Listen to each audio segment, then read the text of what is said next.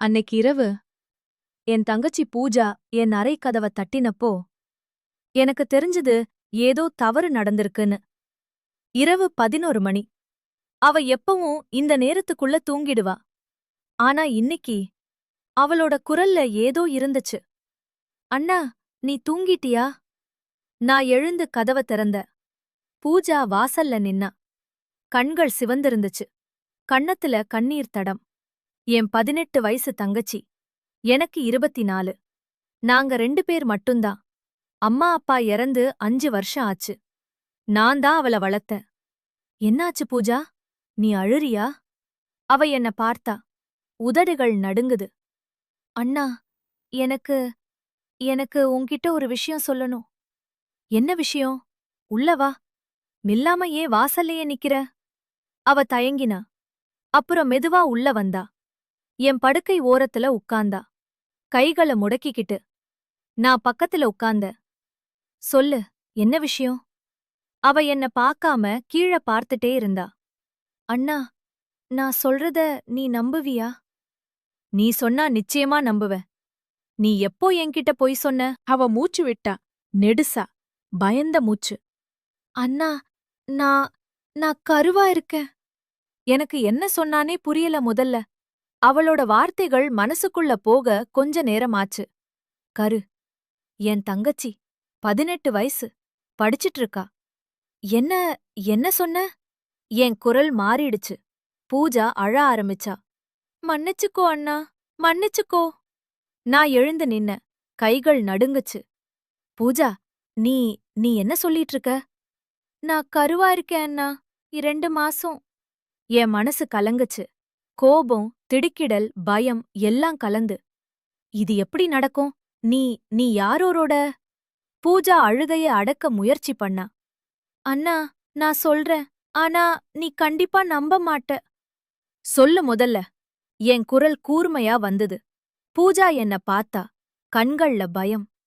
அண்ணா, அது அது நடராஜன் மாமா. என் உலகம் நின்னுது. நடராஜன். என்னோட சித்தப்பா. அம்மாவோட தம்பி. 45 வயசு. மனைவி. 2 பிள்ளைகள். என்ன என்ன சொல்ற? நடராஜன் மாமாதான் அண்ணா. அவர் அவர் என்ன? அவ வார்த்தைகள் முடிக்க முடியல. அழுகை மூச்சை அடைச்சுது. நான் பின்னால் தடுமாறினேன். சுவர்ல சாஞ்சேன். இல்ல இல்ல, இது உண்மையா இருக்க முடியாது. நடராஜன் மாமா, அவர் நம்மள ரொம்ப நல்லா பார்த்துக்கிட்டு வராரே. அம்மா அப்பா போனப்புறம் அவர்தான் நமக்கு எல்லாமே. அதான் அண்ணா, அதான் நான் சொல்லல. பயமா இருந்துச்சு. ஆனா இப்போ இப்போ இத மறைக்க முடியாது. என்னால நம்ப முடியல. நடராஜன் மாமா, என்னோட சித்தப்பா. நான் அவர ரொம்ப மதிச்சேன். அம்மா அப்பா விபத்துல இறந்தப்போ அவர்தான் எங்களை தேற்றினார். பணத்துக்கு உதவினார். எல்லா விஷயத்திலையும் வழிகாட்டினார். அந்த மாமா என் தங்கச்சிய. இல்ல, இது உண்மையா இருக்க முடியாது. பூஜா, நீ பொய் சொல்றியா? இல்ல, நீ குழப்பத்துல இருக்கியா? யாரோ வேற ஆளா இருக்கும். நீ தவறா நினைச்சிருப்பா. பூஜா தலைய ஆட்டினா. இல்ல அண்ணா, நான் நிச்சயமா சொல்றேன். நடராஜன் மாமாதான். நான் கீழ உட்கார்ந்துட்டேன். தரையிலேயே. தலைய கைகள்ல புதைச்சுக்கிட்டேன். இது நடக்கவே கூடாது. இது தவறு. இது. பூஜா என் பக்கத்துல வந்து உட்கார்ந்தா. அண்ணா, நான் உண்மை சொல்றேன். நீ நம்பு, தயவு செஞ்சு. எப்படி நடந்துச்சு? எப்போ? எங்க? என் குரல் உடைஞ்சுது. பூஜா ஆழமா மூச்சு விட்டா. சொல்ல ஆரம்பிச்சா. அவரோட கை என் தோள்ல வந்துச்சு. நான் அசைஞ்சேன். மாமா, எனக்கு தூக்கம் வருது. நீங்க போங்கன்னு சொன்னேன். அவர் எழுந்திருக்கல. அவரோட கை என் முதுகுல வர ஆரம்பிச்சுது. நான் பயந்துட்டேன். எழுந்திருக்க முயற்சி பண்ண. அவர் என்னை இழுத்து பிடிச்சார். எங்க போற? நான் உன்னை ஒன்னும் செய்ய மாட்டேன். அஞ்சாதன்னு சொன்னார். ஆனா அவரோட கண்கள், அவரோட தொடுதல் எல்லாம் தவறா இருந்துச்சு. நான் கத்த நினைச்சேன். ஆனா குரலே வரல. அவர் அவர் என்ன? அண்ணா! என்னால சொல்ல முடியல. மிகவும் வெறுப்பா இருந்துச்சு. நான் அழுதேன். வேண்டினேன். மாமா, தயவு செஞ்சு விடுங்கன்னு. ஆனா அவர் கேக்கல. அவர் என்ன வலுக்கட்டாயமா. அண்ணா, என் சொந்த சித்தப்பா. நான் கத்த முடியல. ஏன்னா அவர் என் வாய மூடினார். நீ சத்தம் போட்டா உனக்கு நல்லதில்ல. யாரும் நம்பாட்டாங்க. உன்னதான் குற்ற சொல்லுவாங்கன்னு சொன்னார். நான் அமைதியா இருந்தேன். அழுதுட்டே. அது முடிஞ்சதும் அவர் என்ன விட்டுட்டு போயிட்டார். இது நம்ம இரகசியம். நீ யாருக்கிட்டயும் சொல்லக்கூடாது. சொன்னா உன்னை நம்ப மாட்டாங்க. உன் அண்ணன் கூடன்னு மிரட்டினார். நான் அந்த இரவு முழுக்க அழுதேன். குளிச்சேன். மறுபடியும். ஆனா அந்த அசிங்கம் போகல. அடுத்த நாள் மாமா வீட்டுக்கு போயிட்டார். யாருக்கிட்டயும் சொல்லாத. நான் மறுபடியும் வருவேன்னு சொல்லிட்டு. நீ திரும்பி வந்ததும் நான் உன்கிட்ட சொல்ல நினைச்சேன். ஆனா பயமா இருந்துச்சு. நீ நம்ப மாட்டேன்னு. மாமா மேல கோபம் வரும்னு. என்னதான் குற்றம் சொல்லுவேன்னு. அதான் சொல்லல. ஆனா மாமா மறுபடியும் வந்தார். நீ வேலையில இருக்கும்போது. மறுபடியும் அதே. மறுபடியும் 2 தடவ அண்ணா. 2 தடவ அவர் என்ன. இப்போ நான் கருவா இருக்கேன். மருத்துவர் உறுதி செஞ்சாங்க. 2 மாசம். நான் இனிமே மறைக்க முடியாது. உன்கிட்ட சொல்லணும்னு தீர்மானிச்சேன். ஆனா நீ நம்புவியான்னு தெரியல. பூஜா முடிச்சா. அழுதுட்டே. என் சொந்த மாமான்னு தெரிஞ்சும் நான் ஏன் அவர் பேர சொல்லணும்? அவ சொன்னது சரிதான். ஆனா மாமா அவரா? அவர் இவ்வளவு கேவலமா இருப்பாரா? பூஜா, ஒருவேள ஒருவேள நீ வேற யாரோட கல்லூரியில யாரோ அப்புறம் குற்ற உணர்வோட மாமான்னு சொல்றியா? பூஜா என்னை பார்த்தா. கண்கள்ல வலி. அண்ணா, நீ என்ன நம்பலையா? நான் உன் தங்கச்சி. நான் எப்போ உன்கிட்ட பொய் சொன்னேன்? எனக்கு கல்லூரியில யாரும் இல்ல. நான் யாரோடையும் அந்த மாதிரி உறவு வெச்சுக்கல. இது உண்மை அண்ணா. நடராஜன் மாமாதான் என்ன வலுக்கட்டாயமா. அவளோட குரல்ல உண்மை இருந்துச்சு. ஆனா என் மனசு ஏற்றுக்க மறுத்துச்சு. இல்ல, நான் நம்ப முடியல. மாமா அப்படிப்பட்டவர் இல்ல. நான் எழுந்த அறையை விட்டு வெளியில போனேன். பூஜா பின்னால அழுதுட்டே கூப்பிட்டா. அண்ணா, தயவு செஞ்சு நம்பு. தயவு செஞ்சு. நான் கேக்கல. என் அறையில போய் கதவ பூட்டிக்கிட்டேன். தலையில கைகள வச்சுக்கிட்டு உட்கார்ந்தேன். என்ன நடக்குது? என் தங்கச்சி கருவா இருக்கா? அவ நடராஜன் மாமான்னு சொல்றா. நான் நம்பணுமா? நம்பாம இருக்கணுமா? சந்தேகம். விசாரணை. மறுநாள் காலையில நான் பூஜாவ பார்க்கல. அவ அறையில இருந்தா. வெளியில வரல. நான் வேலைக்கு போகல. விடுப்பு எடுத்துட்டேன். நடராஜன் மாமாவ சந்திக்க போனேன். அவர் வீட்டுக்கு. மாமா வீட்ல தான் இருந்தார். ஓய்வு நாள். ஏய் சரத், வா வா. என்ன திடீர்னு வந்துட்ட? மாமா சிரிச்சார். வழக்கம் போல. நான் உள்ள போனேன். மாமி சமையலறையில. பிள்ளைகள் பள்ளியில. மாமா, உங்களோட 2 நிமிஷம் தனியா பேசணும். சரி சொல்லு, என்ன விஷயம்? நாங்க திண்ணைக்கு போனோம். நான் அவரை நேர் பார்த்தேன். கண்களை பார்த்தேன். ஏதாவது தெரியுமான்னு. மாமா, நான் ஒரு விஷயம் கேக்குறேன். நீங்க உண்மையா பதில் சொல்லணும். சொல்ல மகனே, என்ன? பூஜா பத்தி. மாமா முகம் மாறல. சாதாரணமா தான் இருந்தார். என்ன பூஜா பத்தி? அவ நல்லா இருக்காளா? அவ அவ கருவா இருக்காங்க மாமா. மாமா திடுக்கிட்டார். என்ன? எப்படி? அவளுக்கு இன்னும் 18 வயசு தானே? யாரோட?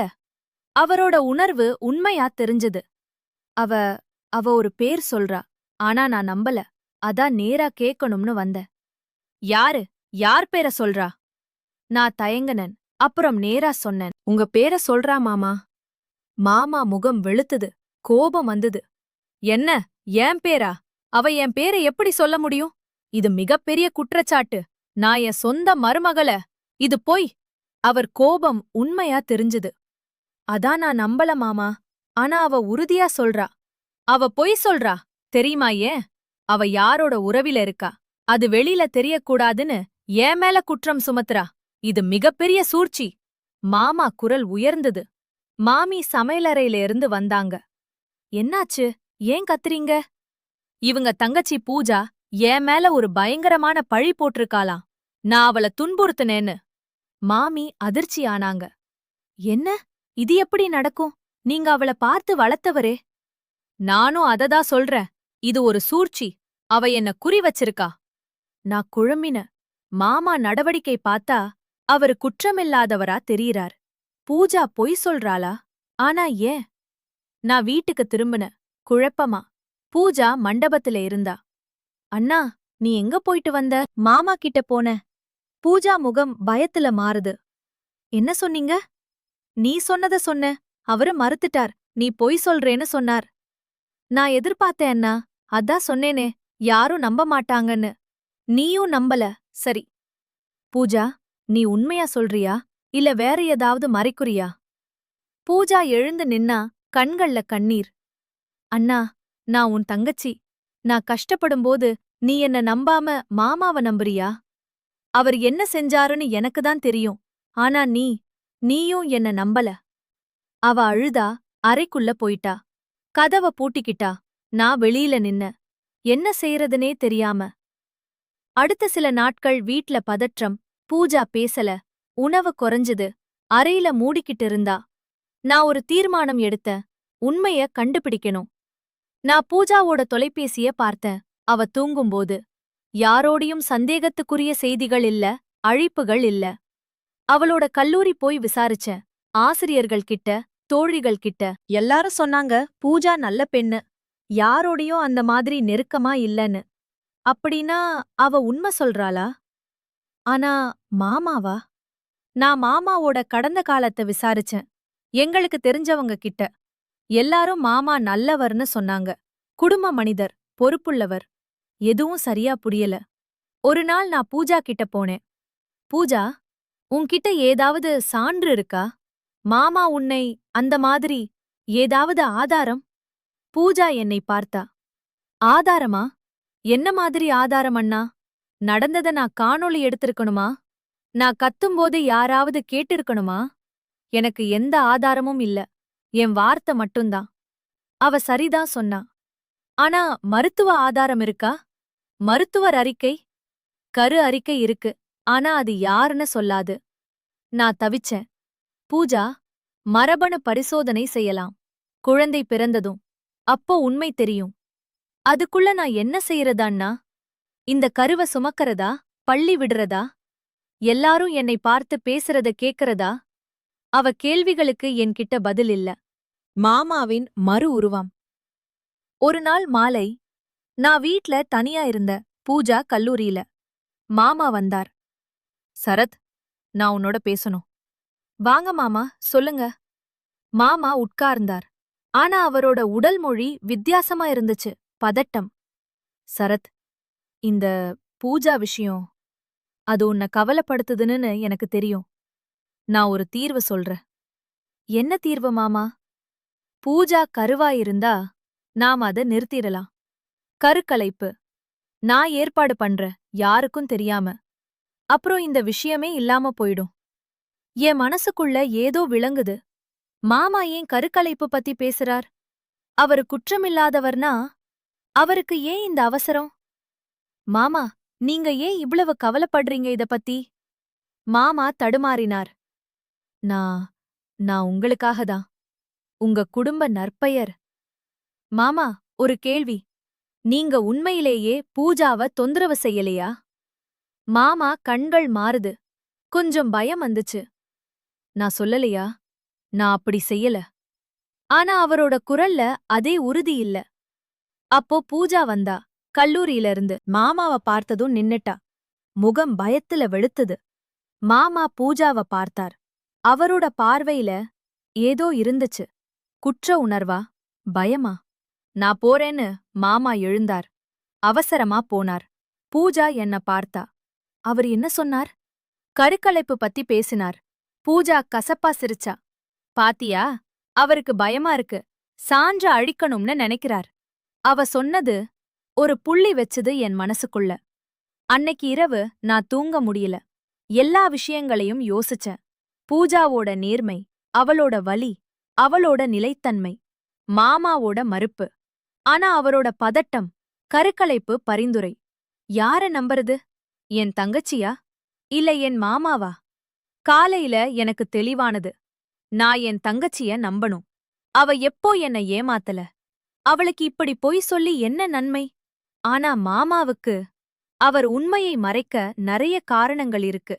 நான் பூஜா அறைக்கு போனேன். கதவ தட்டினேன். பூஜா, கதவ திற. அவ திறந்தா. கண்கள் வீங்கி இருந்துச்சு. நெடுநாளா அழுததால. பூஜா, மன்னிச்சுக்கோ. நான் உன்னை உடனே நம்பியிருக்கணும். ஆனா நான் குழம்பி போனேன். இப்போ எனக்கு தெளிவா இருக்கு. நான் உன்னை நம்புறேன். பூஜா என்னை பார்த்தா. நம்ப முடியாத மாதிரி. மீ நீ என்னை நம்புறியா? ஆமா, நான் உன்னை நம்புறேன். நீ உண்மை சொல்றேன்னு நம்புறேன். நடராஜன் மாமாதான் உன்னை அந்த மாதிரி செஞ்சாருன்னு நம்புறேன். பூஜா என்னை கட்டிப்புடிச்சா, அழுதா. இந்த தடவை நிம்மதி அழுகை. நன்றி அண்ணா. நன்றி, நீ நம்பினதுக்கு. நானும் அவளை கட்டிப்புடிச்சேன். மன்னிச்சுக்கோ, தாமதமா நம்பினதுக்கு. இனிமே நான் உன் பக்கந்தா. நாம இதை எதிர்கொள்றோம், ஒன்னாய். அடுத்த நாள் நாங்க காவல் நிலையம் போனோம். புகார் கொடுத்தோம், நடராஜன் மீது. காவலர் விசாரணை ஆரம்பிச்சாங்க. நடராஜன் கைது செய்யப்பட்டார். ஆரம்பத்துல அவர் மறுத்தார். நான் எதுவும் செய்யல, இது ஒரு பொய் குற்றச்சாட்டு. ஆனா விசாரணையில சில விஷயங்கள் வெளியில வந்துச்சு. பூஜா சொன்ன நாட்களில மாமா எந்த வீட்ல இருந்தாருன்னு காணொளி பதிவுகள்ல உறுதியானது. அவரோட கடந்த காலத்துல இன்னொரு வழக்கு இருந்தது தெரிய வந்துச்சு. பல வருடங்களுக்கு முன்ன ஒரு பெண் முறையீடு செஞ்சிருந்தா. ஆனா திரும்ப வாங்கியிருந்தா. அது பதிவுகள்ல இருந்துச்சு. மெல்ல மெல்ல மாமாவோட முகமூடி கழன்றது. கடைசியில அவர் ஒத்துக்கிட்டார். ஆமா, நான் தான் செஞ்சேன். என்னால கட்டுப்படுத்த முடியல. பூஜா, அவ வளர்ந்தத பாத்து என்னால தாங்க முடியல. நான் தவறு செஞ்சுட்டேன். அவரோட ஒப்புதல் வாக்குமூலம் கேட்டப்போ எனக்கு வாந்தி வர மாதிரி இருந்துச்சு. என் மாமா, நான் மதிச்ச மனிதன், இப்படி கேவலமா இருப்பாருன்னு நம்ப முடியல. ஆனா அதவிட மோசம், நான் என் தங்கச்சிய நம்பாம இருந்ததுக்கு எனக்கே வெக்கமா இருந்துச்சு. நடராஜன் சிறையில அடைக்கப்பட்டார். வழக்கு நடந்துட்டு இருக்கு. பூஜா கருக்கலைப்பு செஞ்சுக்கிட்டா. அவளோட தேர்வு. நான் ஆதரவு கொடுத்தேன். இப்போ அவ ஆலோசனை போகுறா. அதிர்ச்சியில இருந்து மீண்டு வர உதவி. மெதுவா அவ குணமாகிட்டு வரா. எங்க வீட்ல பதற்றம் குறைஞ்சது. நாங்க மறுபடியும் ஒன்னா இருக்கோம். ஒரு நாள் பூஜா என்கிட்ட சொன்னா, அண்ணா, நான் உன்கிட்ட முதல்ல சொன்னப்போ நீ நம்பலேன்னு எனக்கு ரொம்ப வலிச்சுது. ஆனா நான் உன்னை குற்றம் சொல்ல முடியாது. நான் சொன்னது ரொம்ப நம்ப கஷ்டமான விஷயம். ஒரு மாமா தன் மருமகள யாரு நம்புவாங்க? ஆனா நீ கடைசியில் என்னை நம்பினது, அதுதான் முக்கியம். அதுக்கு நன்றி. பூஜா, நான் மன்னிப்பு மாக்குறேன். நான் ஆரம்பத்திலேயே உன்னை நம்பி இருக்கணும். நீ என் தங்கச்சி. உன்னை நம்பாட்டா நான் யார நம்புவேன்? இப்போ நீ நம்புறேன்னு. அது போதும் அண்ணா. நாங்க கட்டி புடிச்சுக்கிட்டோம். இன்னிக்கு நான் ஒரு பாடம் கத்துக்கிட்டேன். எவ்வளவு நம்ப கஷ்டமான விஷயமா இருந்தாலும் நம்ம அன்பானவங்க சொன்னா அவங்கள நம்பணும். குறிப்பா ஒரு பெண் தன்மேல நடந்த வன்முறையை பகிரும்போது அவள நம்பணும். அவள சந்தேகப்படக்கூடாது. ஆதாரம் கேட்கக்கூடாது. கேள்வி கேட்கக்கூடாது. நம்பணும். ஆதரவு குடுக்கணும். பக்கத்துல நிக்கணும். நான் ஆரம்பத்துல அப்படி செய்யல. என் தங்கச்சி கஷ்டப்படும்போது நான் அவள சந்தேகப்பட்டேன். அதுக்கு நான் என்ன மன்னிக்க மாட்டேன். ஆனா கடைசியில் நான் சரியானத செஞ்சேன். அவள நம்பினேன். அவளுக்காக போராடினேன். இன்னைக்கு நடராஜன் சிறையில. நீதி கிடைக்கும்னு நம்புறேன். பூஜா குணமாகிட்டு வரா. நாங்க ஒன்னா இருக்கோம். அதுதான் முக்கியம். தங்கச்சி சொன்ன அந்த இரவசியம் ஆரம்பத்துல நான் நம்பல. ஆனா உண்மை எப்பவும் வெளியில வரும். நான் கத்துக்கிட்டேன். இனிமே யாராவது, குறிப்பா ஒரு பெண், தன்மேல நடந்த அநீதிய சொன்னா நான் நம்புவேன். கேள்வி கேட்காம ஆதரவு குடுப்பேன். தயங்காம போராடுவேன். பயமில்லாம. அதுதான் சரியான விஷயம். அதுதான் நான் கத்துக்கிட்ட பாடம். வலி நிறைந்த பாடம். ஆனா அவசியமான பாடம். நீதி, குணமாதல், நம்பிக்கை, மங்கல்.